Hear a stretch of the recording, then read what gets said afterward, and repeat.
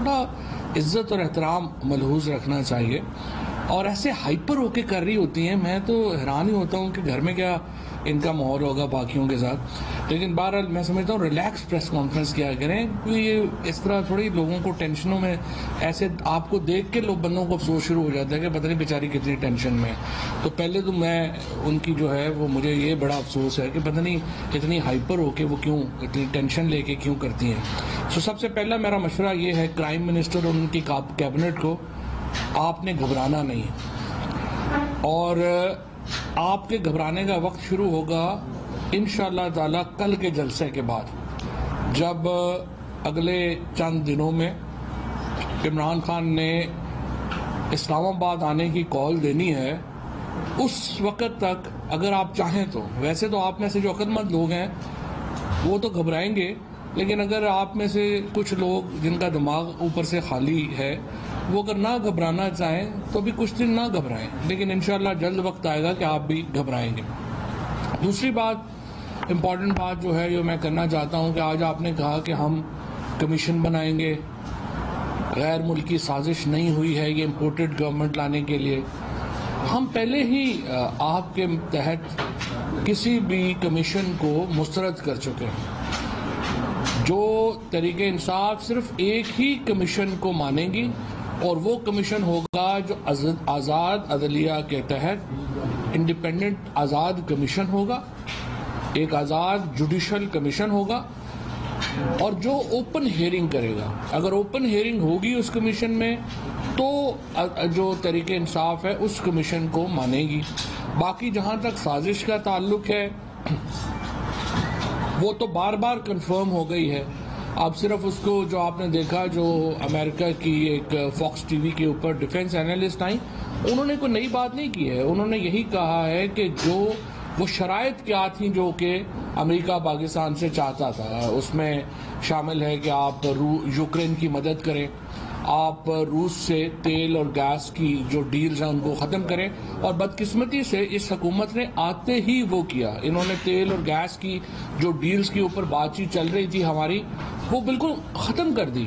اس کے بعد آ کر کے وہ چاہتے ہیں کہ چین سے جو ہمارے تعلقات ہیں ان کو لمٹ کیا جائے. چین سے تعلقات جس طریقے سے ابھی جا رہے ہیں اس کے اوپر ظاہر ہے کہ بڑی کنسرن ہے. میں یہاں پہ یہ بھی آپ کو بتانا چاہتا ہوں 24% انکریز ہوا ہے پاکستان میں ٹیررسٹ ایکٹیویٹیز میں جب سے یہ حکومت جو ہے وہ آئی ہے. تو 24% حملے بڑھ گئے ہیں، اور اس میں ظاہر ہے جو چائنیز شہریوں کے اوپر حملے ہیں وہ ایک بہت بڑی تعداد ہے. بہت ہی مشکل سے میں سمجھتا ہوں کہ پاکستان کے اندر امن کا دور واپس آیا تھا اور پاکستان میں کرکٹ بحال ہوئی تھی. الحمدللہ آج پاکستان اگر 5ویں نمبر پہ آیا ہے کرکٹ میں، یہ اس امن کی وجہ سے ہوا ہے جو پاکستان میں قائم ہوا تھا. لیکن اب 24% اس میں جو ہے وہ انکریز ہو گئی ہے. اچھا، پھر بار بار یہ بات کر رہی ہیں کہ جی یہ فرا جو ہیں ان کو ساتھ ملوث کرنے کی. مجھے سمجھ نہیں آتی کہ اب اتنا ٹائم ہو گیا ہے، آپ کے کیسز کدھر ہیں؟ اگر آپ سمجھتی ہیں کہ وہ اتنا ان کا وہ انہوں نے بڑی کرپشن کی ہے، ابھی تک آپ لوگ تو ان کے اوپر کوئی کیس ہی نہیں بنا سکے. صرف ایک ہی کیس آپ لوگوں نے بنایا ہے کہ ان کے اثاثے جو پہلے 40 یا 45 کروڑ تھے وہ بڑھ کے 80 کروڑ روپے ہو گئے ہیں، یعنی کوئی 30-35 کروڑ روپے ان میں اضافہ ہو گیا ہے. لیکن ظاہر ہے کہ جس کی زمین تھی، جس کے پلاٹ تھے، اس میں بڑھ گیا ہے.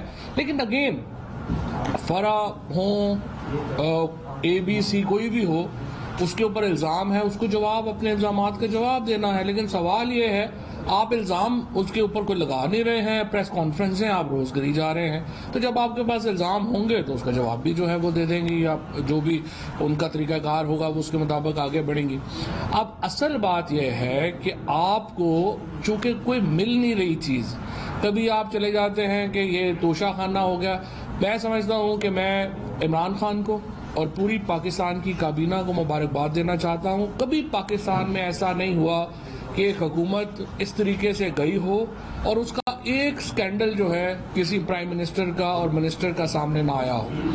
اور یہ ایک بہت بڑی پاکستان کی اچیومنٹ ہے. انتہائی کلین گورنمنٹ جو اگر عمران خان نے دی ہے تو یہ اس کی ایک جو ہے وہ بڑی مثال ہے. اس وقت جو یہ پرائم منسٹر اور ان کی کابینہ ہے اس میں سے آپ دیکھیے کہ اندازہ لگائیں کہ تقریباً 2/3 وزیر یعنی 37 میں سے 24 وزیر جو ہیں وہ ضمانتوں پہ ہیں، اور ضمانتوں کے اوپر یہ نہیں کہ وہ کچھ سیاسی کیسز میں ضمانتوں کے اوپر ہے، یہ تمام وزیر جو ہیں وہ money laundering, fraud, assets beyond means, ان کیسز میں جو ہیں وہ ضمانتوں کے اوپر ہیں۔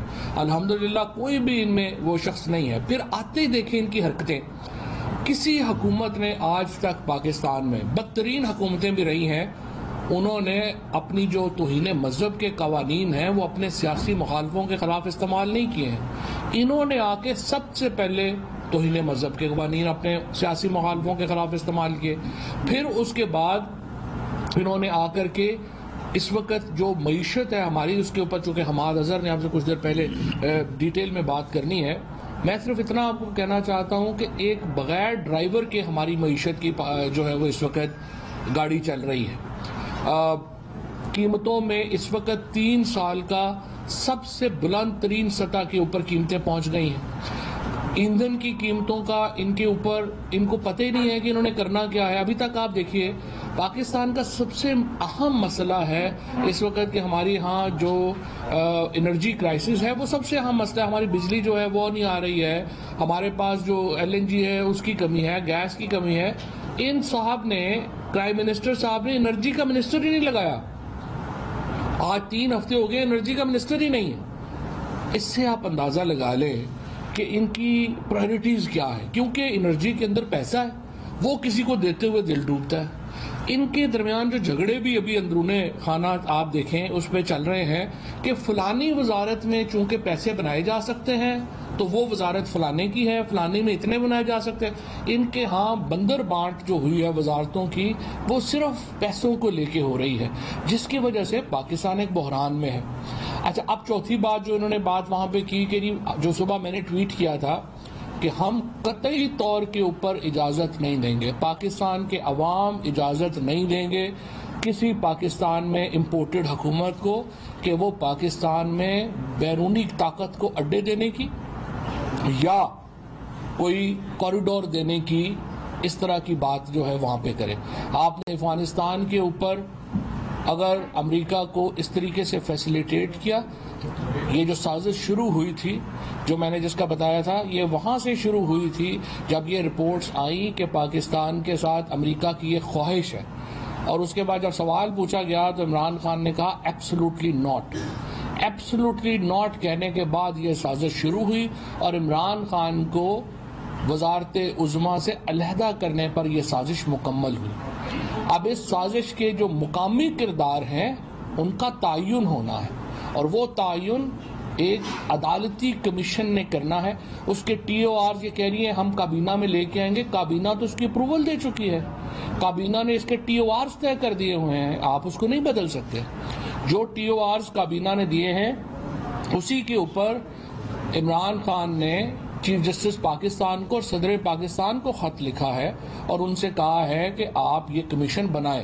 اب سوال یہ پیدا ہوتا ہے کہ عید کی چھٹیوں میں یا باقی جگہوں کے اوپر اگر مجھے نہیں سمجھ آتی کہ عدالتیں تو 24 گھنٹے کھلی ہیں، تو یہ جو انتہائی اہم معاملہ ہے کہ پاکستان کے اوپر ایک سازش کے ذریعے بیرونی حکومت مسلط کر دی گئی ہے، عدالتوں کو اگر یہ انویسٹیگیٹ نہیں کرنا تو اس سے بڑا اور کیا کام ہوگا؟ پاکستان کا اقتدار اعلیٰ ختم ہو گیا ہے، پاکستان کی سوورینٹی ختم ہو گئی ہے، تو اگر عدالتیں 24 گھنٹے نہیں اگر 1 گھنٹہ بھی کھلیں تو انہیں یہ کام سب سے اہم طریقے سے جو ہے وہ کرنا چاہیے۔